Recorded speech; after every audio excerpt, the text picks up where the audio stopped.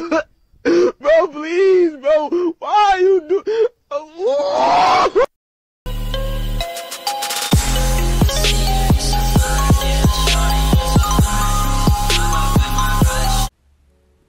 Hey, what's going on, everybody? Blazer here, coming at you with another, I guess I could say, review, because I haven't done a review on my channel in years, so I kind of wanted to switch it up a little bit. Probably going to play some Naruto Shinobi Collection for the background, and we're just going to talk about these recent Boruto episodes.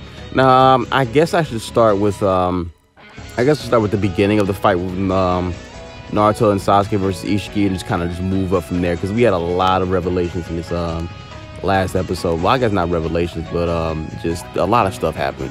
So the episode starts, not the episode, but I guess you say the fight kind of starts off with Isshiki coming to the Leaf Village to get Kawaki, and Naruto and Sasuke pulling up on him, and the Konoha 11 and Konoha Maru got dusted. I was gonna mention that, but I didn't think it was worthy of mention, but I'm just gonna bring it up anyway. They got dusted. I don't know why they keep showing those guys. They're not gonna do anything, but whatever. Because I could remember in the manga, I thought it was a random Jonin, but nope, here it was just the Konoha 11 getting dusted again. So Sasuke throws Boruto as he's hitting his sword. Boruto transforms to another dimension. They try to keep Isshiki there until his time runs out, and that will eventually kill him. Now, the fight continues. Naruto and Sasuke are battling Isshiki. Isshiki, of course, is just superior to them in every way. He is a dominant force. Nothing they try works. He shrinks their jutsu. He drops these stupid cubes on their head. He does everything to just... He hard counters them so bad. For the people... I'll be one on TikTok, and for the people that say, like, freaking... Isshiki loses the Kaguya. What are you talking about? Ishiki's dust like majority of Ishiki's solo Shippuden. He's so damn strong. The fact that Naruto had to go into Baryon mode to even do that was just proof of that. Isshiki is just too much, dude. He had to die. He was just too much. He was too much sauce. We end up putting Naruto in one of those freaking cubes and just crushes him. So he's in a sorry state because he then turns around and goes to just... Sasuke is another character. Sasuke is getting bullied tremendously. And as a Sasuke fanboy, Sasuke getting bullied like this just hurts my soul. Like, you guys should see my face watching these Boruto episodes. I mean, Sasuke's getting turned into a skateboard, a pin cushion, a bitch slapping machine. He's getting turned into everything, dude. They are completely just disrespecting poor Sasuke. I was like, why are y'all doing this? If y'all just don't want Sasuke alive, just give him one dramatic fight and just kill him off and be done with it. The disrespect is just unnecessary. Like, Jesus Christ, like, what did Sasuke do to y'all? I don't know, but nonetheless, he just be getting treated like just a dirtbag. Like, I don't know why like I said, I don't know why they just keep using him.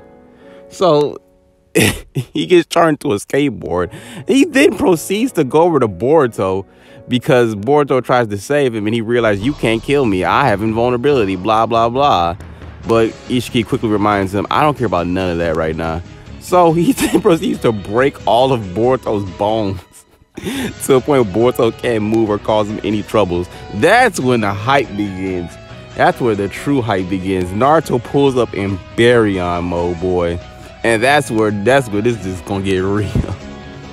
So Naruto pulls up in this Baryon mode. First of all, I have nothing bad to say about this episode. I have nothing bad to say about this episode. I think that was 217 if I remember correctly. So let's get really into it now that we're on Boruto episode 217, I think, if I'm correct.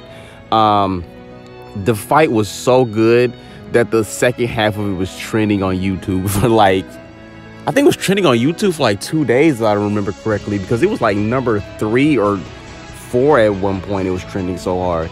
Jesus Christ. And for good reason, too. The fight scene was amazing. The taijutsu Naruto was using. First of all, I love seeing Naruto use taijutsu. I don't know what it is, but Naruto using taijutsu as an adult is just a chef's kiss. It is beautiful watching him use it. I got so tired of just watching Naruto just brute force everything with freaking shadow clones. So him coming back as like an adult and just just completely dunking on these Otsutsukis with nothing but pure taijutsu is just amazing to watch. I love watching it. I enjoy watching it. I need it. I love it.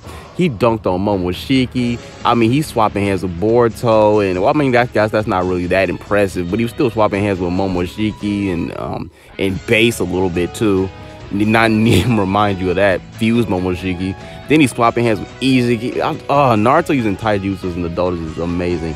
Oh God, I got tired of watching him just brute force everything with clones. He still does it every now and again, but now there's more taijutsu. He's even showing feats that are like, is it wrong for me to say Naruto and Baryon mode, even Naruto and Base has taijutsu skills equal or even greater than Rock Lee, who's like a taijutsu specialist? Naruto was just destroying Isshiki. Isshiki couldn't even land a hit on this dude. It got to the point where Isshiki was just getting pissed off with Naruto.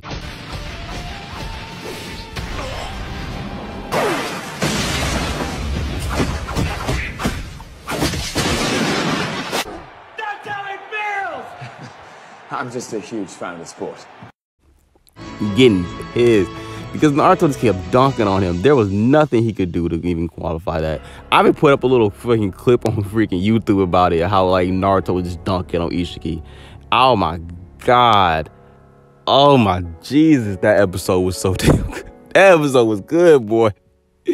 And then I guess my only complaint with that episode, if I had to have one, is when Naruto formed a Rasengan. The Rasengan wasn't big enough.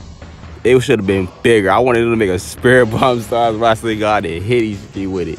That's my only complaint. But the episode then continues after Isshiki gets dunked on for like, how long did he get dunked on? For almost like 10 minutes? I think that's how long Naruto dunked on him, for like about 10 minutes. But then the form starts to wane, and that's when that's when you're reminded of the horrible realization that Baryon mode is just draining Naruto. Not necessarily, not only Naruto, but Kurama as well. Using Kurama's chakra as raw material to keep that form going. Kurama is just getting absolutely wrecked and just drained. And so is Naruto with good measure too. So that's when Naruto tries to progress the fight, because he was shortening Ishiki's lifespan with every blow. But now that the form's starting to come out, he's going to have to move on to drastic measures and just get him on the ground and ground pound him. But that's when the form completely shuts off. Isshiki takes the advantage and throws Naruto on his back. So Sasuke tries to help out by throwing some smoke bombs down, because Isshiki had transported Kawaki to that dimension because he wanted to place another karma on him, which makes sense.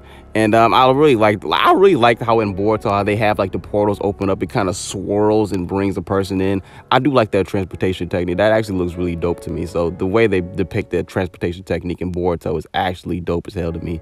Points to the animators and guys of doing that. The writing in this episode has actually been very good too, because it's been no secret that earlier episodes of Boruto, their people's complaints of Boruto is that Naruto and Sasuke are the only time they watch is when Naruto and Sasuke are in it, and with good point too. The only time I really pay attention to it too, I'm not even gonna lie, is when Naruto or Sasuke is in it. So when I saw this Naruto's going out with a bang with his final form, I had to give it a watch. And I had to say, I knew about it because I heard about it from the manga. I even read a couple of chapters from that scene out of the manga, but I didn't expect them to carry it out like this. Because in the manga, it was like a whole explanation, like a more thought out explanation of how Naruto got the Baryon mode. No, in the anime, they said, fuck the explanation. We're going to shorten it because no one really cares that much anyway. So we're going to have Naruto to have Kurama explain it to him while Naruto's swapping hands. And I really like how they did that. They just said, no, we don't worry about all that. We're going to do it this way. And I really liked how the anime did it, because I heard a lot of people said who read the manga religiously said they were going to have a lot of problems with how Baryon mode was depicted in the anime. And they were happy to say that it was no problems. It was amazing done. Props to the animators. Props to the animators, man. So going back to this, Kawaki gets here. So they're going to try to run until his time runs out. Sasuke gets used as a freaking punching bag again. He does try to impair Ishiki's vision with these smoke bombs, but Isshiki quickly counters with those stupid rods that he has, that he's been stabbing people with all damn day. So he's going to use those as like a location system to find Kawaki. But he tells Kawaki to come out either or he's going to kill Naruto. So Kawaki, with a brave face, who's almost like Naruto, comes forward. And that's when he says, look here, Isshiki, don't kill Naruto and I'll come out. Well, he didn't say it. He just kind of just did it. And I kind of like how they depicted it like that, too. Ishiki's not Isshiki. Kawaki's not a scared child anymore because they did reference a flashback to when he was a child. He's not a scared child anymore. He's brave. He's more confident. He's more everything now. He's not going to let his sensei or his teacher die. So he goes out there, and that's when Isshiki decides to get in on him. And I guess he tries to place a karma on him, but there was a shadow clone. Ah, bitch, gotcha. Got him, and Isshiki crumbles to dust and dies. I'm gonna miss Isshiki. He was a dope Otsutsuki. I don't know why I liked him so much. He was just dope. He was just dope to me. So this when we get to the sad part of the episode, but that was the hard part right here. This was the hard part right here, boy. Freaking Kurama and Naruto are, I guess, in their you know their place where they go meet up at, like the dreamscape, inside Naruto, whatever part you want to call it. And Kurama reminds him that the price for the Baryon mode wasn't his life, it was mine. And that's when Kurama starts to, like, I guess, turn into steam and just kind of just evaporate and just disappear. And this is a whole sad scene of this Naruto and all of Naruto and Kurama's moments together from part 1 to Shippuden all the way up till now. And it's a constant reminder that Kurama and Naruto started off as just bitter enemies, two people who hated each other, two people who found each other just extremely unpleasant, and with good reason. Kurama hated humanity because of the way humanity treated him, and Naruto hated Kurama because of the way the villagers treated him, and the fact that Kurama did do a lot of sneaky shit, though, like messing with Naruto's chakra. That's why it was so hard for Naruto to use chakra control as a child, and he's trying to steal Naruto's body. You know, they had with good reason to dislike each other, but it was nice to see the development and how they've grown as friends over the years from part 1 all the way till now. Like, Jesus Christ. I remember even watching that episode. Because I got the Naruto mangas. I went over to the Naruto manga volume 1 and just picked it up and just started looking at it like, damn, man. All this feels like it doesn't even matter anymore because the Kurama's gone.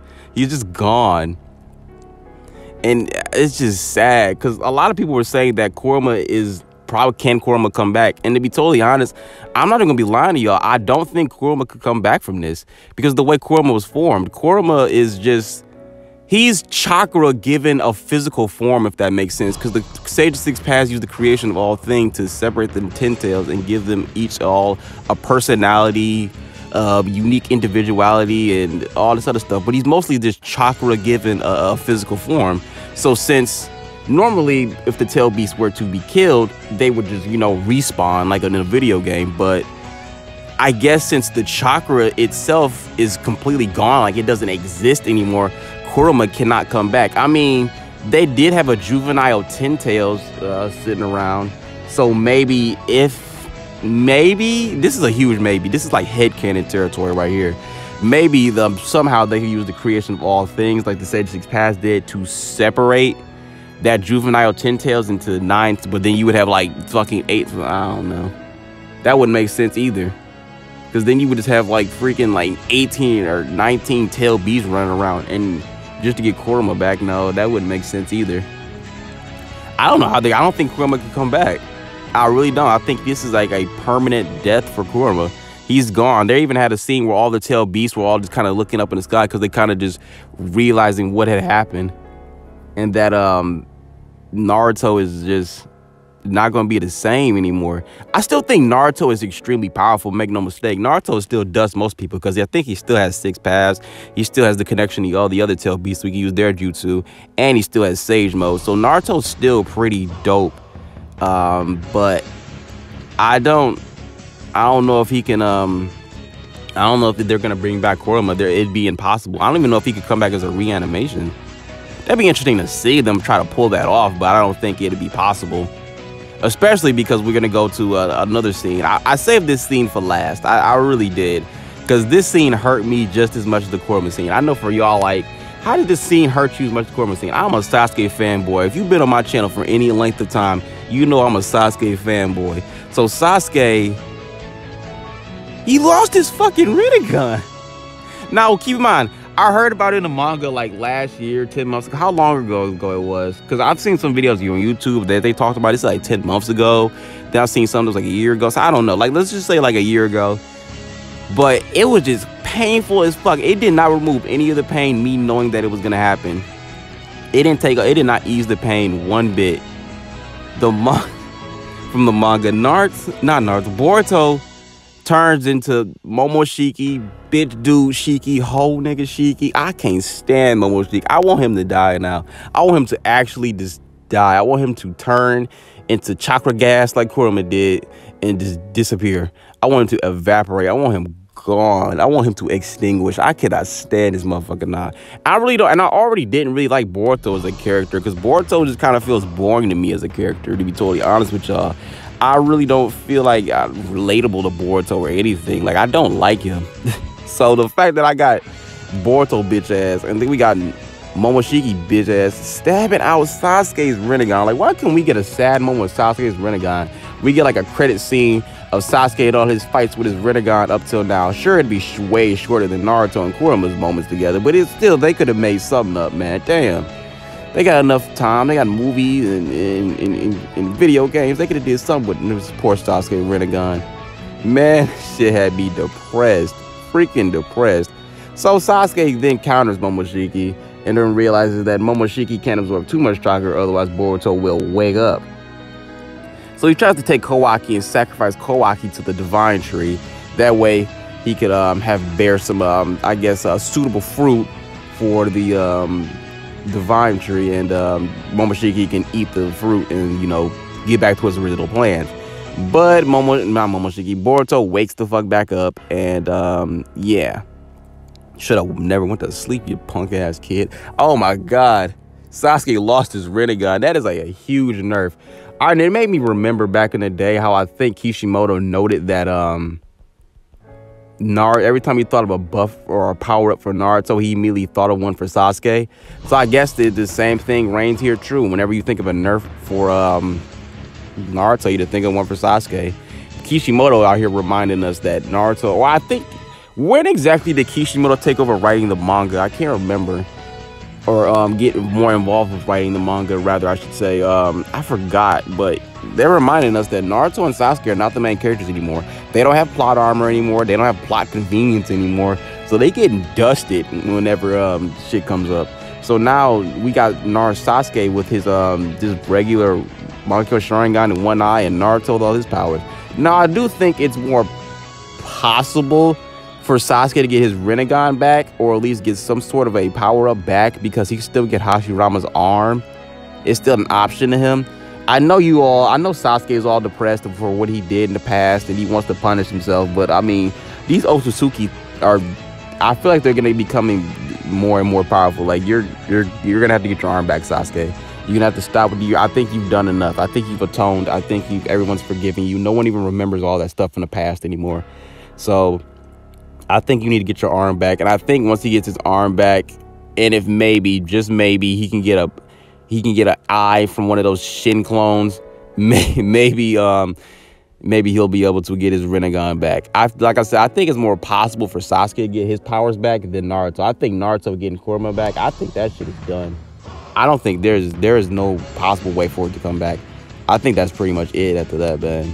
So it sucks to say that Kurama's gone forever, because I did just start to like Kurama over time. But yeah, it is what it is, man.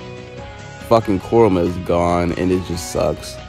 But that's gonna be it for this video right here, man, because I think that's pretty much it. Boruto grabbed Naruto's hand as he was waking up and shit, but that's about it right there. Other than that, it's just that episode was just, that's gonna be on my mind for a minute, man. Shit. Sasuke lost his Rinnegan. No. Oh my god. I hope they do something with Sasuke. I hope that they do decide to kill him off. They give him one big hurrah, and he just goes out like, he go out fighting like a champ. Y'all know that's gonna be the sad day. That's gonna be a sad episode that day for your Sasuke fanboy like me. Y'all, that's gonna be a sad day, man. That's gonna be a sad day. My boy Sasuke gone. Oh no. But hey, it is what it is. He ain't the main character no more. But that's gonna be it for this video right here, guys. You guys like this video, you want to see more reviews on the channel, don't forget to like, comment, share, subscribe, all that bullshit. This be your boy Blazer. Peace out.